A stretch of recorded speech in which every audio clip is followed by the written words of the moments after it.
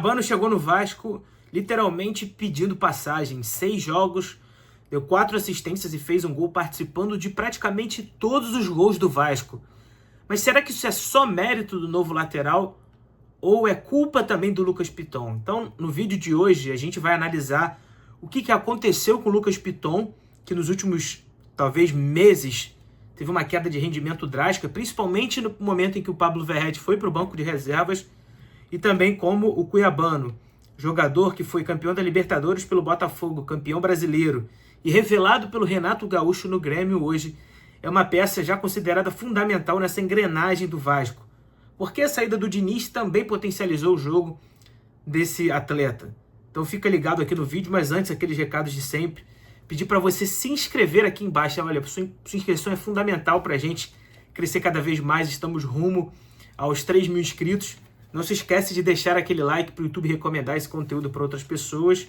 E comenta aqui embaixo para você quem deve ser o titular e por quê. A sua opinião é muito importante, me ajuda bastante a fazer as análises. Então não se esquece de comentar aqui embaixo e compartilhar o vídeo nos grupos, tanto de Telegram, Facebook, WhatsApp. E a gente vai fazer análise também da nossa famosa pranchetinha, que ajuda a elucidar e mostrar um pouco o esquema tático do Vasco e como esses dois jogadores se encaixam.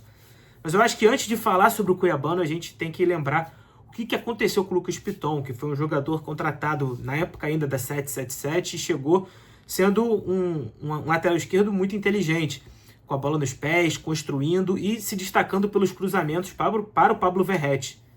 Só que quando, em 2025, o Diniz opta por colocar o Verratti no banco de reservas, o Lucas Piton perde seu principal aliado dentro de campo. Era com o Verratti com quem Piton, só no olhar, sabia se o cruzamento era na primeira trave, se era entre os zagueiros, se era no segundo pau. E com o Diniz tendo o Pablo Verratti como reserva, Piton perdeu seu grande amigo dentro de campo. Além do mais, para o Lucas Piton, o jogo precisa ser muito mais construído, apoiado, com a bola no pé, jogadores se aproximando.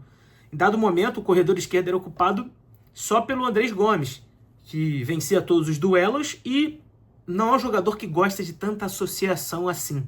Então, mostrando agora já a primeira parte na prancheta, o que acontecia? O Andrés ficava nesse corredor e precisava muito desse espaço, e o Diniz orientava o Piton a atacar por dentro, muitas vezes pisando na área. Me recordo em várias análises que eu fiz de mostrar como o Piton já era muito mais um meia do que propriamente um lateral agudo. E isso não é a característica física dele. E também um outro ponto que foi negativo para o Piton foi a parte defensiva. Ficou muito claro como ele tinha dificuldade nos embates, nos enfrentamentos de 1 contra 1, na sobreposição física que os atletas colocavam sobre ele, e o Piton não conseguia vencer duelos. Sem contar as coberturas defensivas, as bolas invertidas dos laterais nas suas costas, enfim. Todo esse cenário fez com que o Piton perdesse a titularidade em dado momento para o próprio Pumita Rodrigues, que é lateral direito e tinha mais força física. O Diniz observou essa deficiência e por não conseguir chegar no ataque. E essas dessas combinações fizeram com que o Vasco fosse atrás do mercado e contratasse o Cuiabano numa negociação cara, arrastada, junto ao Nottingham Forest, da Inglaterra, que é um time que vem tentando galgar novos horizontes no futebol inglês, e já tinha a qualidade comprovada, porque no Botafogo ele se destacou. Só que ele chega com o Fernando Diniz, na minha visão, claramente acima do peso, dificuldades físicas, ainda se readaptando ao Vasco, porque fazia partidas no Sub-21 do Nottingham Forest, e o Piton e o próprio Pumita revezavam ainda como titulares. Só que uma virada de chave no Vasco fez com que também houvesse uma virada de chave na lateral esquerda, que foi a demissão do Fernando Diniz, trabalho inconsistente, tudo que a gente já falou aqui incansavelmente no canal. O Renato Gaúcho observou um jogador que ele revelou no Grêmio. Em outros vídeos eu já mostrei como o Renato Gaúcho escala suas equipes. Em dado momento no Grêmio ele optou por jogar num 3-4-3 dessa forma, com o lateral esquerdo Cuiabano, praticamente como um ala, tendo liberdade para correr por dentro e correr por fora. E agora no Vasco ele entra no segundo tempo contra o Palmeiras e não sai mais. Ele fez gol pisando na área, os dois laterais pisando na área, e ganhou a titularidade contra o Cruzeiro, muito forte nos enfrentamentos, embora tenha sofrido um gol que, na minha visão, teve uma falha dele. É um jogador que deu dinâmica à equipe, que povoou ainda mais o ataque e faz muito melhor fisicamente esse vai e vem de corre para cima, corre para baixo, desce para fechar a última linha, compor a última linha.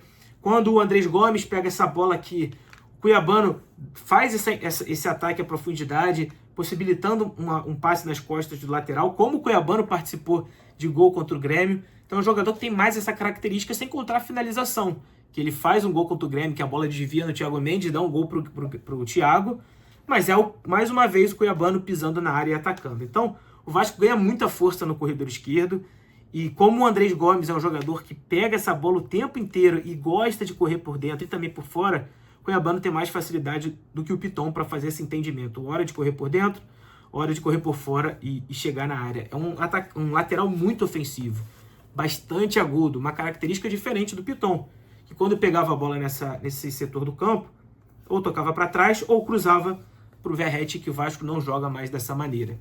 O jogo reativo do Renato Gaúcho, de privilegiando as transições, é perfeito para o cuiabano e bastante difícil para que o Piton se encaixe. Isso não significa aqui que eu estou dizendo que o Piton não vai mais ser jogador do Vasco, que não vai ajudar, ainda acho que ele vai ajudar sim, mas os enfrentamentos defensivos, de não conseguir colocar força, de não conseguir vencer os duelos, aliado isso à sua dificuldade de um jogo com força, um jogo agudo, um jogo vertical, fez com que o Piton fosse para o banco de reservas, e hoje, para mim, o cuiabano é um jogador indispensável nessa engrenagem do Vasco. Ainda quero ver um pouco mais de entrosamento dele com o Andrés. Acho que os dois estão bastante afobados de chegar no ataque, de atacar o espaço o tempo inteiro. Mas eu vejo que o Vasco vai ter tem um ano de 2026 que vai ser positivo, passando muito por esse corredor esquerdo. Mas claro, essa é apenas a minha opinião. Cuiabano, Vasco, na minha visão, tem que tentar fazer um esforço para comprar esse jogador, que tem potencial de revenda sim, mas é apenas a minha opinião. E eu quero saber de vocês aqui embaixo, o que vocês estão achando desse início do cuiabano. Tá parecido com o Botafogo? Tá melhor? Porque se em 6 jogos ele fez um gol e deu 4 assistências, os números dizem por si só. É o jogador no futebol brasileiro que mais participou de gols nas últimas rodadas. E quero saber o que você acha também do Lucas Piton. Será que ele vai dar essa volta por cima? O Vasco tem um jogador no banco que vai conseguir virar esse jogo? Vai em algum momento ser titular? Comenta aqui embaixo. Muito importante a sua opinião. Eu ainda acho que o Piton vai dar jeito sim, vai conseguir ser uma peça importante para o Vasco num calendário difícil. Mas essa é apenas a minha opinião. Comenta aqui embaixo. Não se esquece de se inscrever no canal. Deixa aquele like, fortalece a gente aqui. E último recado. Primeiro, link na descrição, desconto exclusivo para você que está assistindo no meu mini e-book Fases do Jogo, guia rápido, interativo, com vídeo, fotos, para você chegar com seus amigos na mesa de um bar, no almoço, e saber o que você está falando sobre análise tática.